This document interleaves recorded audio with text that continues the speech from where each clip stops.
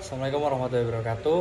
Perkenalkan, nama saya Muhammad Hafal Moreno, absen 15 dari kelas 12A3. Jadi di sini saya akan menjelaskan beberapa hal mengenai sintesis protein. Baik, yang pertama yaitu dari pengertian. Pengertian sintesis protein sendiri adalah proses pembentukan molekul protein dengan melibatkan sintetis asam amino yang terjadi di dalam nukleus dan juga ribosom, sel yang diatur oleh DNA dan juga RNA. Seperti dikutip dari biologi dictionary. Nah, RNA itu apa sih? RNA merupakan materi genetik yang dimana basa nitrogennya terdiri atas adenin, guanin, sitosin, dan urasil.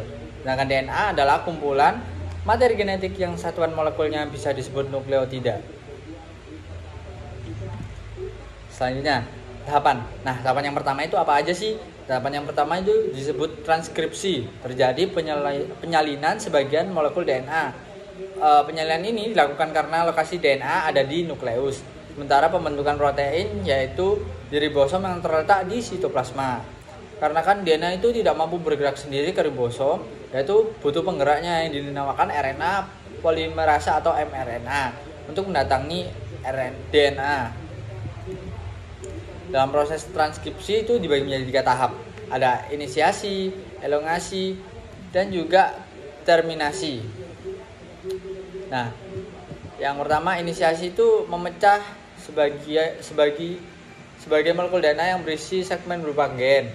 Yang elongasi itu saat RNA polimerasi kembali ke terminator mencapai promoter sehingga dibentuklah mRNA.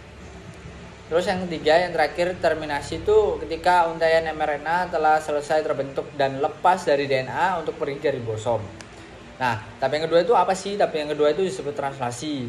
Ketika mRNA yang membawa selain DNA berhasil membawa ke ribosom, terjadilah proses translasi, yaitu proses penerjemahannya. Nah, selanjutnya ada tujuan sintesis protein. Tujuannya itu apa sih?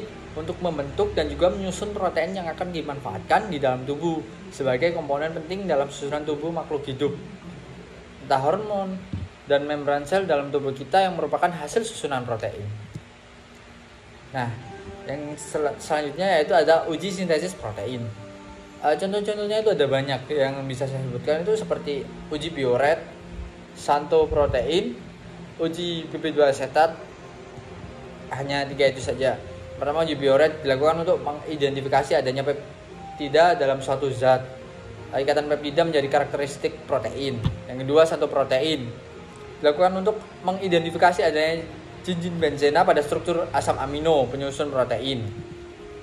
Dan juga yang terakhir itu ada uji PP2 asetat dilakukan untuk mengidentifikasi adanya unsur belerang dalam asam amino penyusun protein. Itu untuk membentuk endapan hitam yang merupakan PBS. Dari hasil uji pada sampel makanan tersebut yang mengandung protein itu pada makanan itu ada susu, putih telur, dan juga gelatin. Terus mengandung cincin benzena itu susu, putih telur, agar-agar. Nah, untuk yang mengandung belerang sendiri itu ada susu, putih telur, agar-agar, dan juga kapas. Sampel makanan yang merupakan protein mengandung belerang adalah susu dan putih telur. Baik, berikut merupakan penjelasan singkat yang dapat saya sampaikan. Mohon maaf bila kurang jelas. Saya akhiri. Wassalamualaikum warahmatullahi wabarakatuh.